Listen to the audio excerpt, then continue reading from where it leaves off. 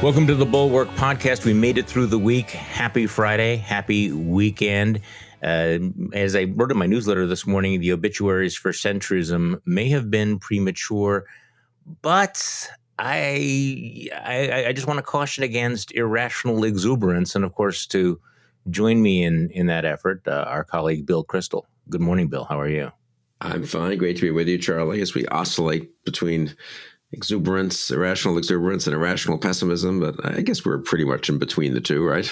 Well, I kind of had this feeling, this moment in which I feel we have to sort of grasp onto when things look like they're going right, when things are actually working the way they're supposed to. You have this report in Michigan where Republicans say, "Hey, there was nothing wrong with the election. Okay, that's good. This is fine." You have the court in New York stripping Rudy Giuliani of his law license because he'd been lying so much in court. That's a good thing. The defund police movement was handed a humiliating and decisive defeat in New York. So maybe we're going to have a burst of rationality that we might have actually a bipartisan deal on police reform. So this stuff is good. We're going to have a select committee on January 6th, on the January 6th insurrection. And then you have that infrastructure compromise, which is really a BFD, the president coming out and saying we have a deal. And I really want to believe that this is this moment where, oh my God, Joe Biden is actually proving all the pundits wrong. We're actually going to have a moment of bipartisanship, but usual caveats, a lot can go wrong here. What do you think?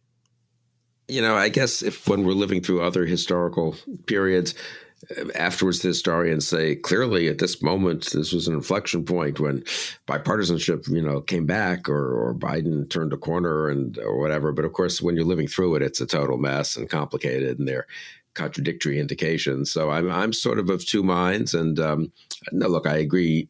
On the whole, the glass is slightly more than half full, I think, in the sense that, there was a nightmare scenario of a Biden administration sort of failing right off the bat, not doing a good job on COVID, real economic setbacks of some kind, real foreign policy catastrophes.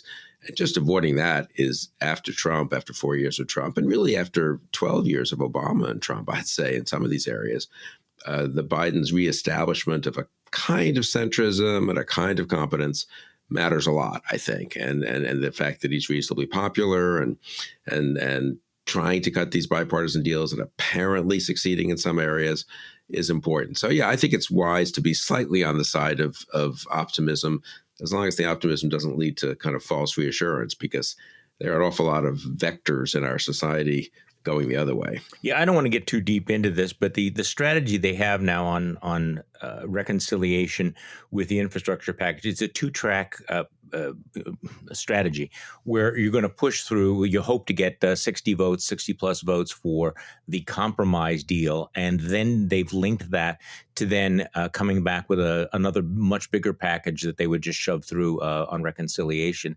And they've tied them together rather in an interesting way. Nancy Pelosi says they won't even have a vote in the House unless both are passed. And Joe Biden is saying he won't sign his own compromise bill unless the other one is passed, which, of course, has got Republicans saying, hey, wait, kind of a bait and switch. It just strikes me that sets up a scenario for multiple clusterfucks with attacks from both the right and the left, because, this would be a huge victory for Joe Biden, which means that the right is going to be completely invested, and Mitch McConnell obviously as well, completely invested in finding some way to derail this.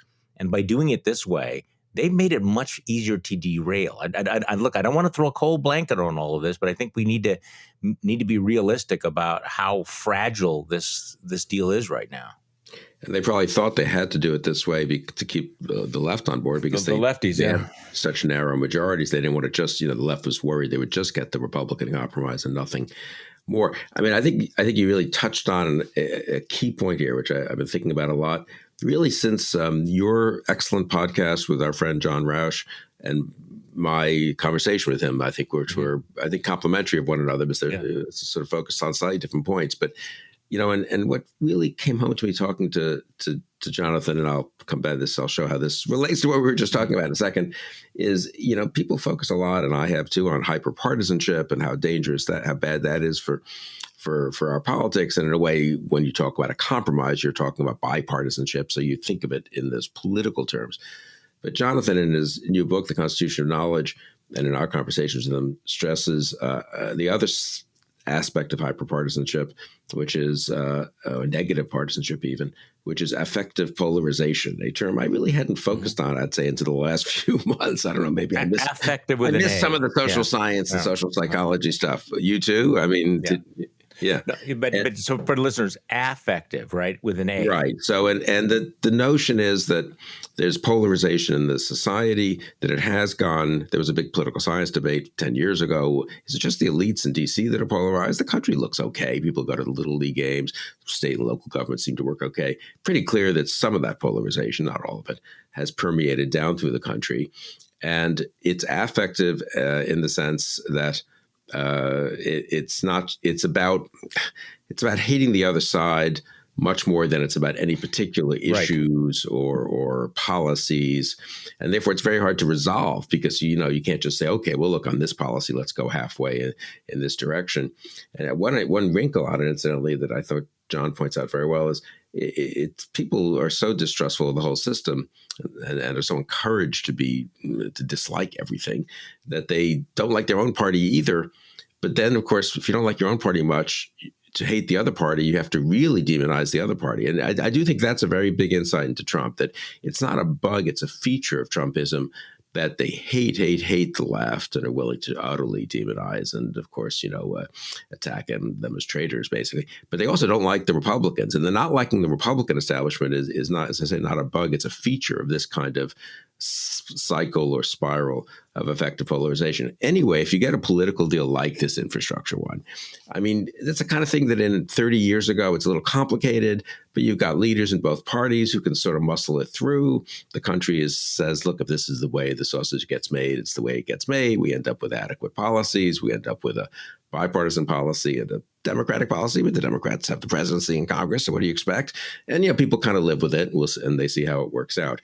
In an era of hyperpartisanship, negative partisanship, and effective polarization, the hackles are up right away on both sides, and the odds of this kind of deal getting unraveled go up exponentially, I think. Well, I think so, and also, as you were talking, I was thinking about the fact that let's go for the drug analogy. It is like that you have to keep increasing the doses, because you're tolerant. So you have to ratchet it up constantly, which we're seeing. It's not just that the other party is bad. The other party is, well, it's basically Hitler, whatever it is. It's not that the party has bad fiscal policies that leads to the death camps. I mean, this is the trend, and I think that social media encourages that. Now, speaking of which, the intensification of hyperpartisanship, and I don't want to go into the quagmire of critical race theory again, but as a reminder of how this works, there's the constant ratcheting up of attacks. Tucker Carlson last night, and I apologize in advance for playing a clip of Tucker Carlson, but this is really quite extraordinary.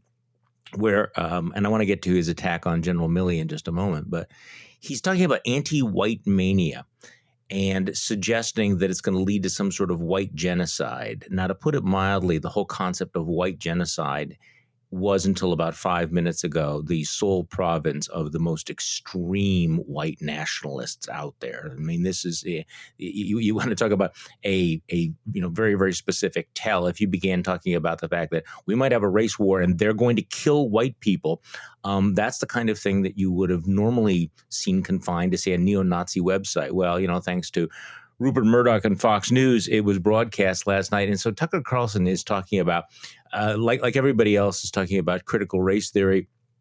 And he's actually invoking the possibility that the United States would become Rwanda. No points for subtlety here, but let me just play this short soundbite from Tucker Carlson. The question is, and this is the question that we should be meditating on day in and day out, is how do we get out of this vortex, this cycle, before it's too late? How do we save this country before we become Rwanda? What should we be teaching our children so they can live in the country that you want to live in?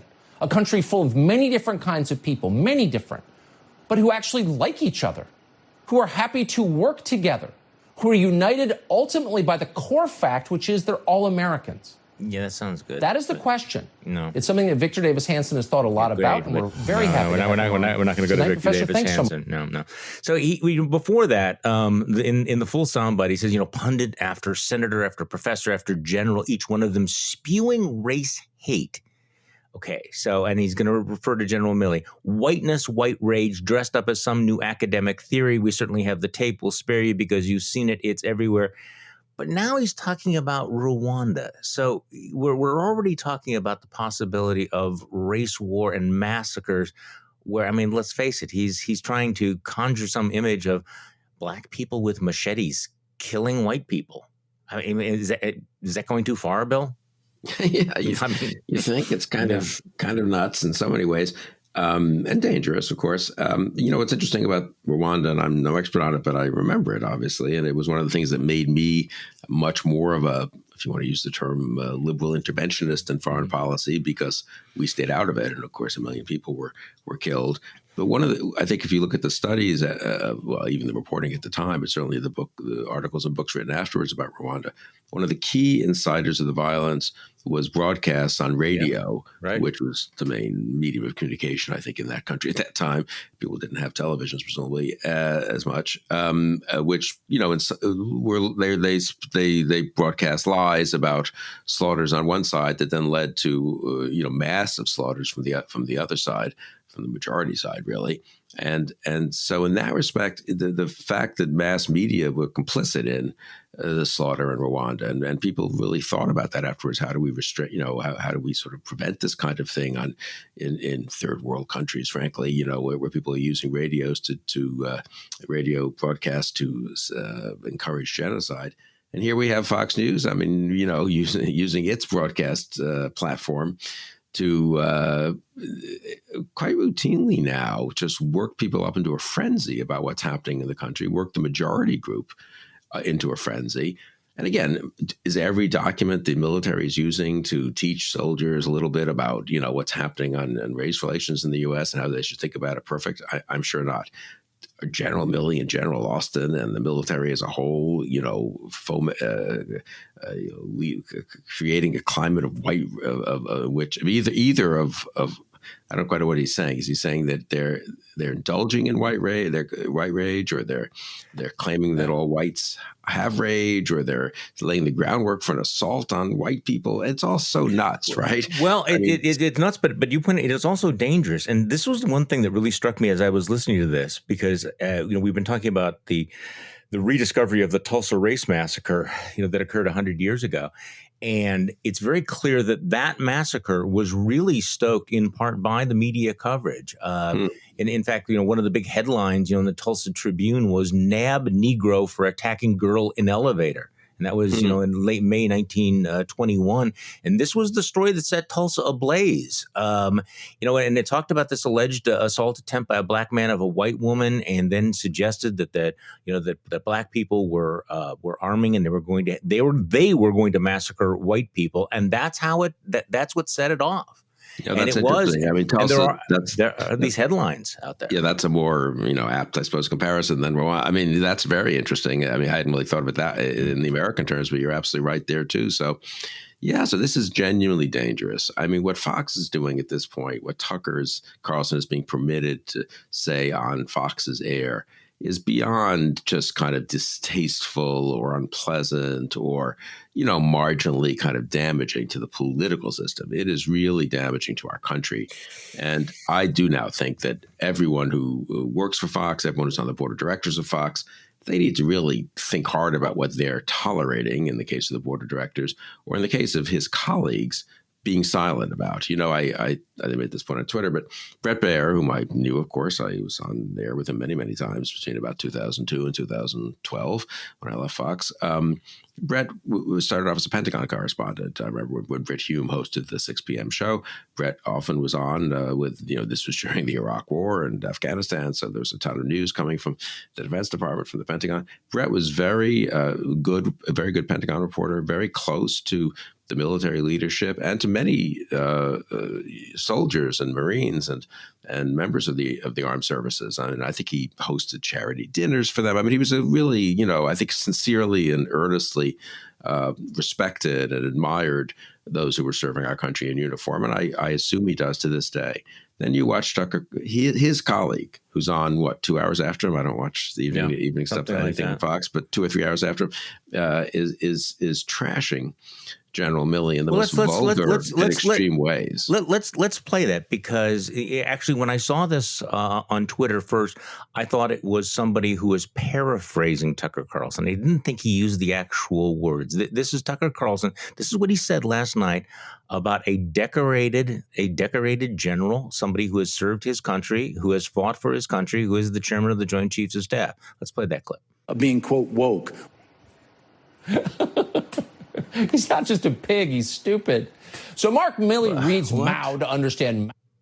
He's not just a pig, he's stupid. I mean, first of all, Bill, just the dumbing down, the vulgarity of it. I mean, I'm not pearl clutching here. It's just this tsunami of stupidity and insults from this, this pampered trust fund kid spitting on the military. This is something I didn't see coming, the way the right would turn on the military.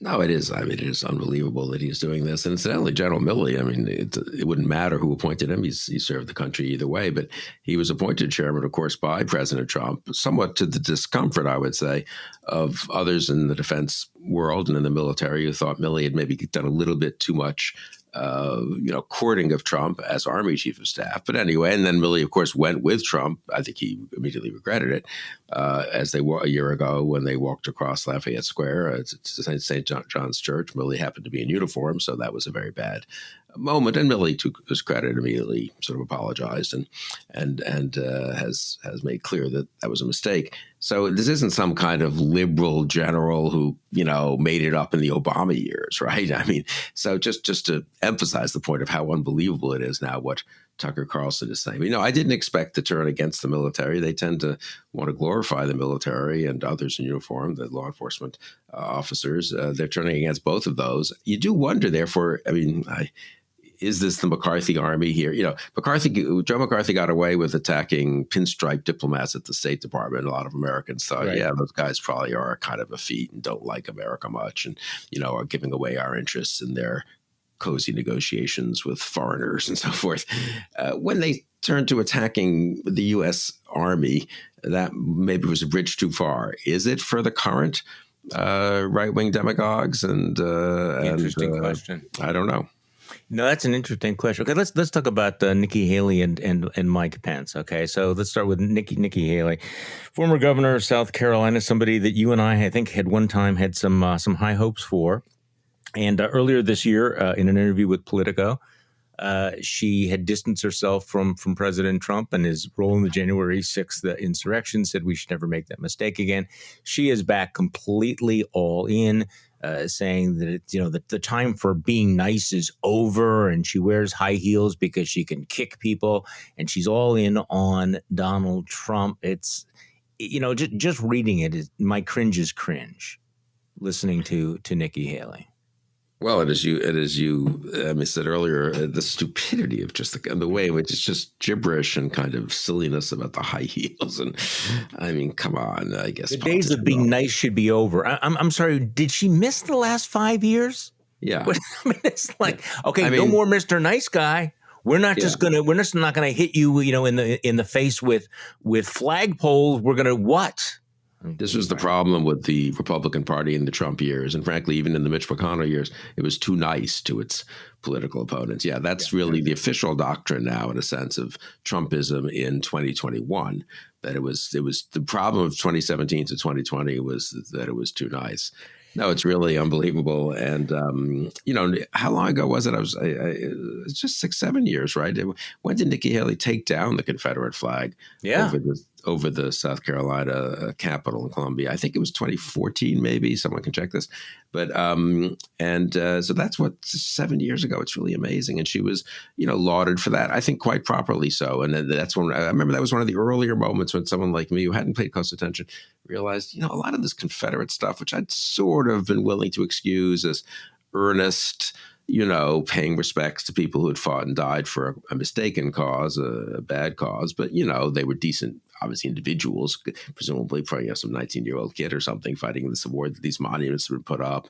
There was a kind of foolish nostalgia for the Confederate flag, but it was more nostalgia than active racist or white supremacist sentiments or then it turns out, when was the Confederate flag put up over the South Carolina Capitol? I think it turned out in 1961 or something like that.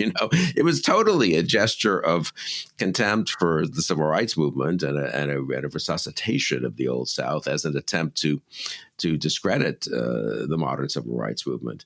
So she was totally right to take it down. Yeah, I think it was 2015. Yeah. 2015. So think of that, just 6 years ago. I mean, that is Nikki Haley, maybe even more than Pence or Trump or some of these others, shows the real decline and degeneracy of the Republican Party from 2015 to 2021. Well, also, do you remember during the 2016 primary campaign, she also broke with Donald Trump and gave a speech where she talked about we don't need more angry voices out there, and she specifically was that voice of calm.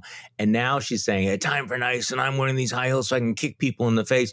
By the way, she has been backing away from that Confederate flag moment for some time now. In fact, back in 2019, she went on Glenn Beck's show, and she said that the Confederate flag symbolized service, sacrifice, and heritage for people until Dylan Roof, the murderer, hijacked it. The Dylan Roof, the avowed white supremacist who killed 9 black parishioners in June of 2015. So she's actually been doing this dance. Okay, so and also can I just say one thing about her? Yeah, I mean, sure. I met her of course, several times, as you did, I'm sure, when we were in good graces with elected Republicans and conservatives, and she was reasonably impressive. And I met her husband once. Actually, I can't remember the occasion, but it was more of some conference that spouses came to and so forth, maybe kids. Her husband, I believe, I don't think he still is, an Army officer of some sort. Anyway, he was in the military, certainly. And we chatted about that. And our son was, I think, at that point in the military. And so we talked about that and all that. Maybe Nikki Haley could say a word about Tucker Carlson and Matt Gaetz trashing the U.S. military. This strikes me as highly unlikely. Okay, so on a flip side, or not a complete flip side here, I have Amanda Carpenter's voice in my head here. Mike Pence yesterday gave a speech in which he went out of his way, it looks like, to distance himself from Trump and his demands that he overturn the election. So this is the way it's being reported. I will always be proud that we did our part on that tragic day, January 6th, to reconvene the Congress and fulfilled our duty under the Constitution and laws of the United States. He noted that as vice president, he had no constitutional authority to reject or return electoral votes submitted to Congress by the states, which, of course, is what Trump was demanding that he do. The truth is, he said, there is almost no idea more un-American than the notion that any one person could choose the American president. Time says this was the furthest that Pence, a potential presidential candidate, in 2024 has gone yet in defending his role that day or distancing himself from Mr. Trump, to whom he ingratiated himself during their 4 years together in office. So put them side by side. Nikki Haley sounds like she's doing whatever possible to ingratiate herself with MAGA. Maybe she's hoping for a spot on the second Trump ticket as the VP nominee. Mike Pence kind of drawing a line saying, I'm not apologizing for this. I'm proud. In fact, it was un-American. It would have been highly un-American to do what Donald Trump wanted me to do on January 6th. So what's your take on this?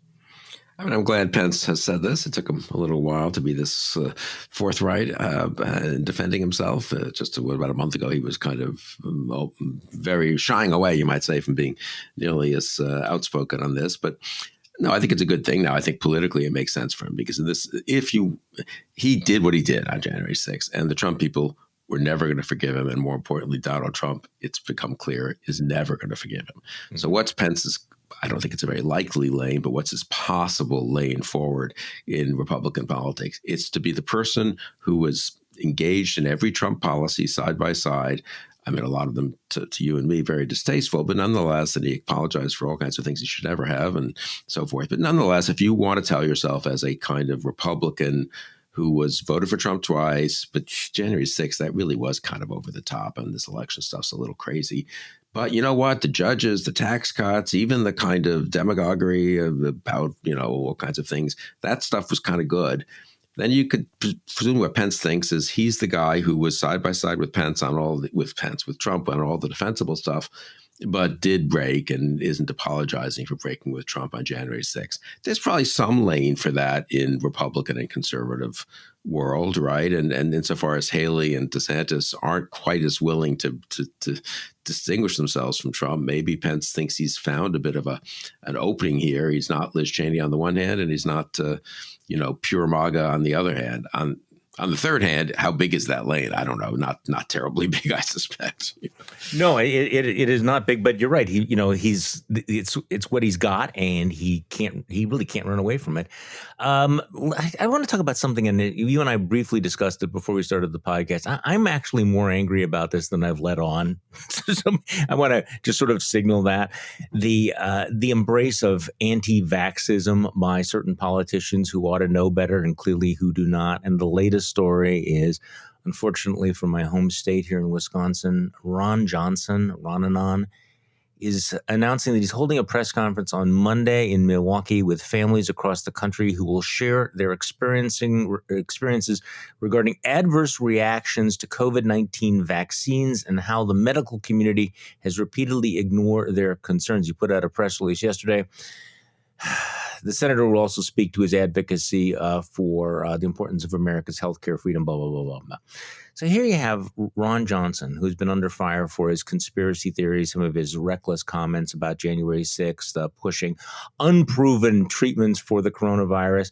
And clearly, he's not listening to any of those critics because he is doubling, tripling, quadrupling down on this. But, this is what makes me more angry. There are real world consequences to this political push against the vaccinations by people who have no scientific expertise whatsoever. And people will die as a result of it. And the rest of us will be endangered because with the variants that are spreading, this disease is still very real. And it still poses a huge disaster. So it is the recklessness. It is just the cynicism behind it that is breathtaking to me.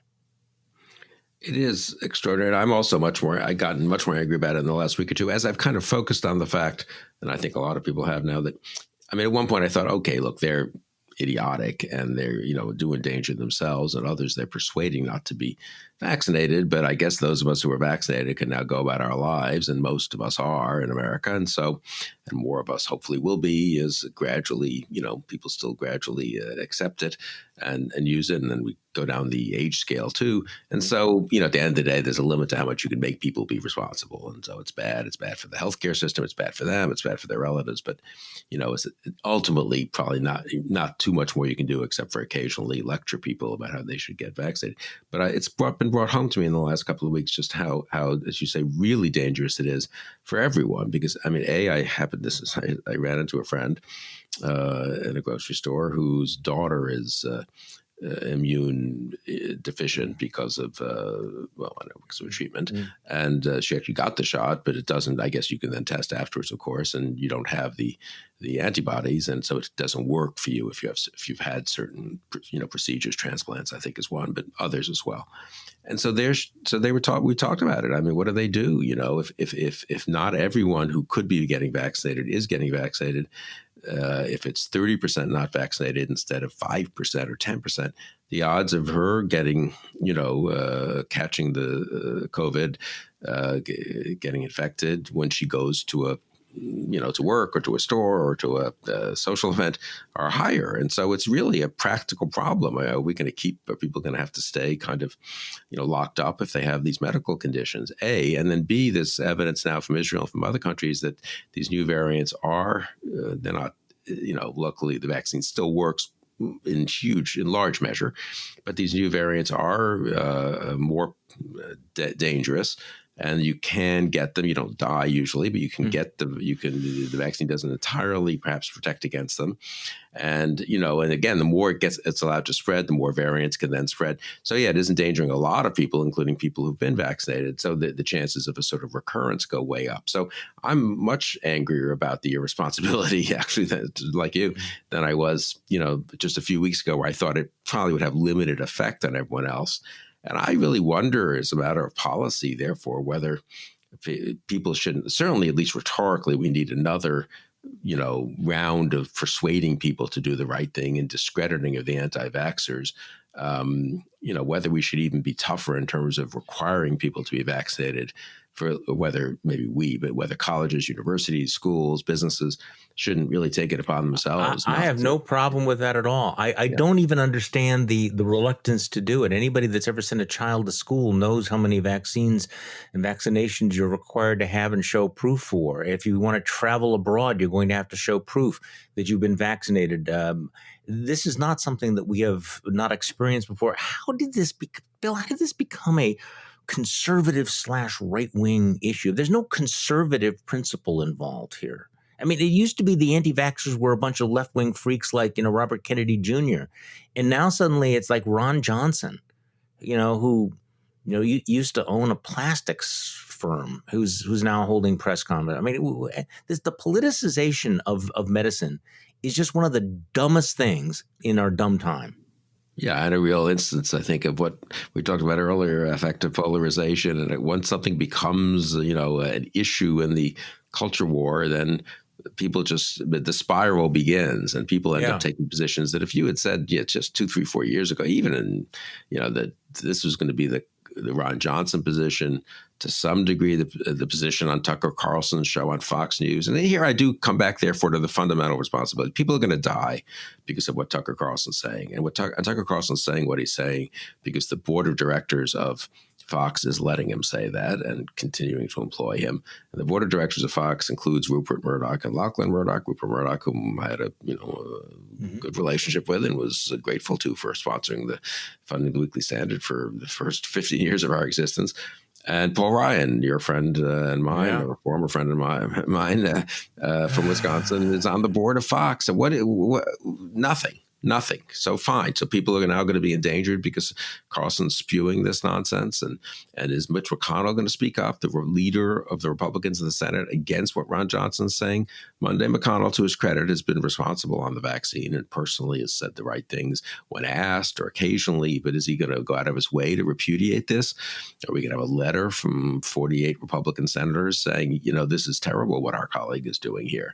I rather doubt it.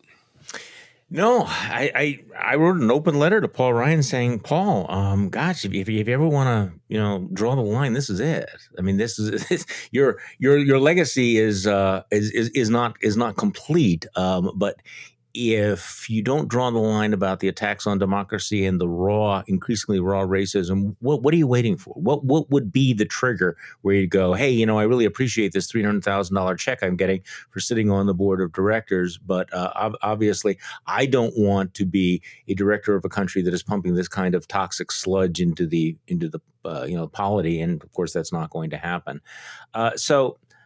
Speaking, we'll talk about the fact that the president's going back, the former president is going back on the road, because that's going to be something over the weekend.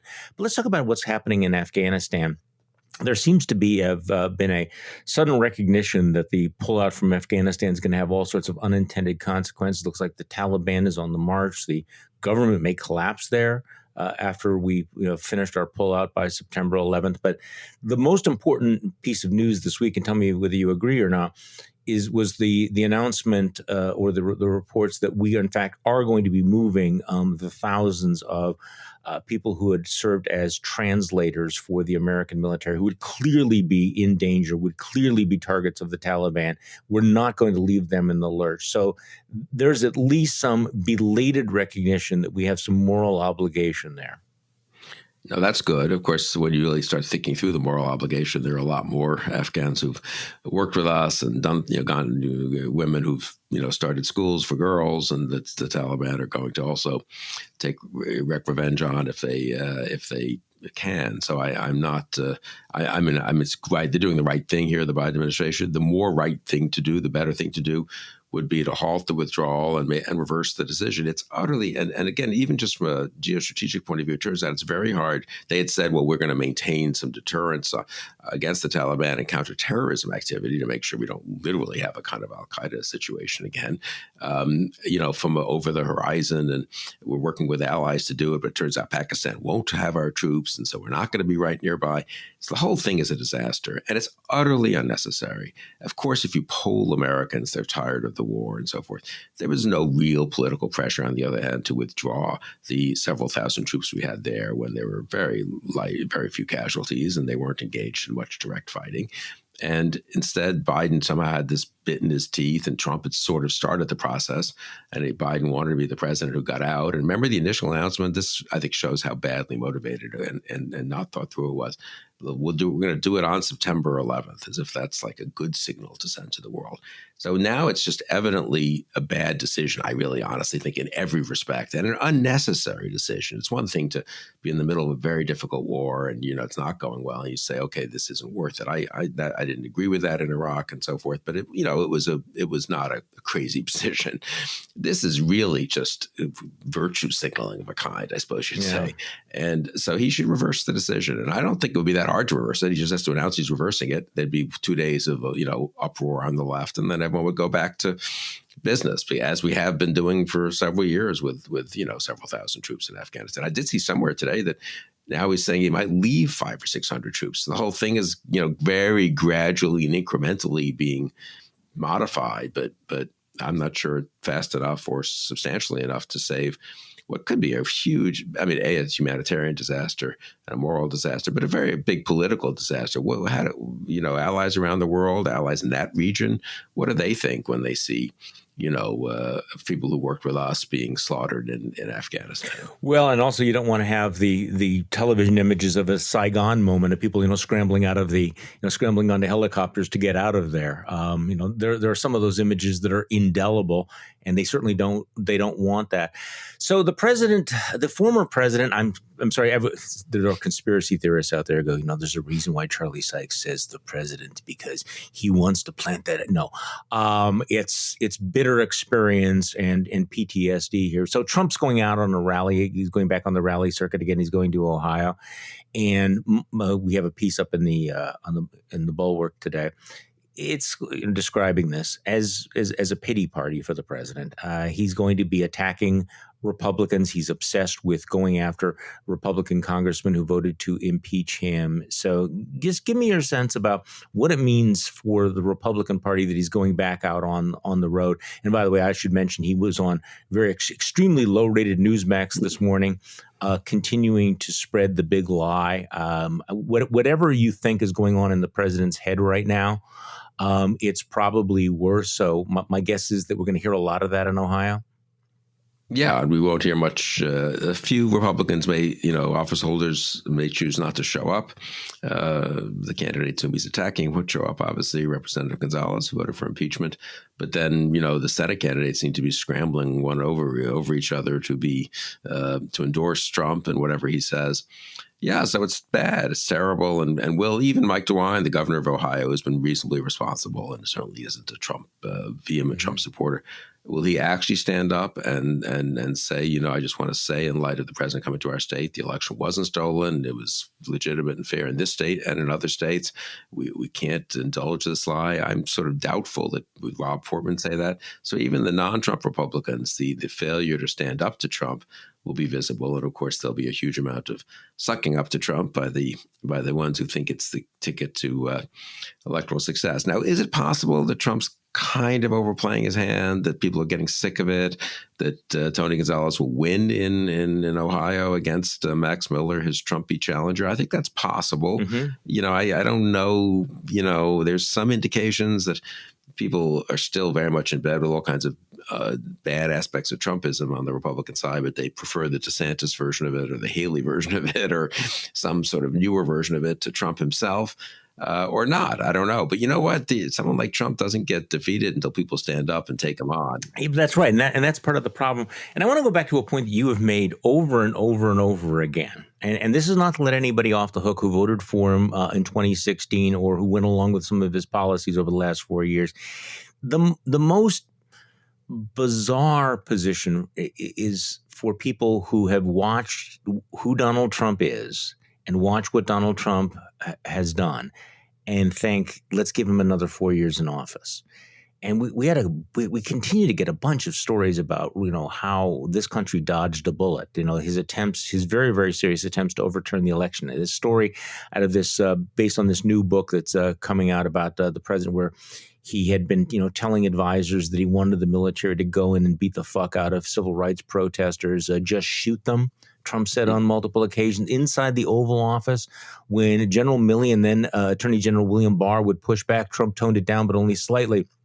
The author Bender adds, well, shoot them in the leg or maybe the foot, Trump said, but be hard on them. In the second dodge of the bullet story is this other book about his handling of the coronavirus, how people very close to him thought that maybe when he got COVID, that it would be a turning point, that he, pulled rank and got all sorts of treatments unavailable to the unwashed masses. They were just simply hoping that if this fiasco was not the turning point, what would be? And of course, it wasn't. And the recognition that if he was going to ignore the danger that he had personally faced, and he was much sicker than people thought, then there was really no hope in getting him to take the coronavirus seriously. So we get all of these stories, and yet there are Republicans who are sitting around going, yeah, if he's the nominee in 2024, I'll support putting him back into the presidency. There's, I know that this has gotten old, but I'm sure you have the same thought that runs through your mind. Okay, so there are all sorts of ways to rationalize what happened in the past, but you have had so many opportunities to just turn the page, to not be joined with this.